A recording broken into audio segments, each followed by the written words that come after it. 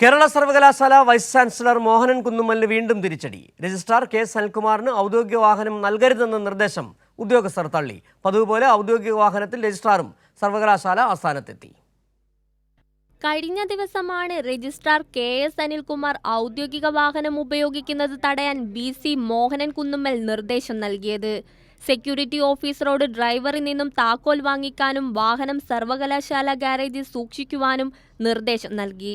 ഒപ്പം വാഹനത്തിന്റെ താക്കോൽ താൽക്കാലിക registrar in charge doctor Mini Kappan ഏൽപ്പിക്കുവാനും ഉത്തരവിട്ടു. പക്ഷേ BC മോഹനൻ കുന്നുമ്മലിന്റെ ഉത്തരവ് സർവകലാശാല ഉദ്യോഗസ്ഥർ തള്ളി. ഔദ്യോഗിക വാഹനത്തിൽ ആസ്ഥാനത്തെത്തിയ KS അനിൽകുമാർ ഓഫീസിൽ പ്രവേശിച്ചു. എനിക്ക് സ്വന്തമായ വാഹനമില്ല, സർവകലാശാലയുടെ വാഹനമാണ്. നേരത്തെ സർവകലാശാല ആസ്ഥാനത്ത് കയറരുതെന്ന BCയുടെ നിർദ്ദേശം രജിസ്ട്രാർ തള്ളിയിരുന്നു. പിന്നാലെ ഫയൽ നീക്കം തടസ്സപ്പെടുത്താനുള്ള BCയുടെ നീക്കത്തെയും രജിസ്ട്രാർ മുഖവിലക്കെടുക്കാത്ത പശ്ചാത്തലത്തിലായിരുന്നു ഔദ്യോഗിക വാഹനം പിടിച്ചെടുക്കാനുള്ള BCയുടെ നീക്കം. കൈരളി ന്യൂസ്, തിരുവനന്തപുരം.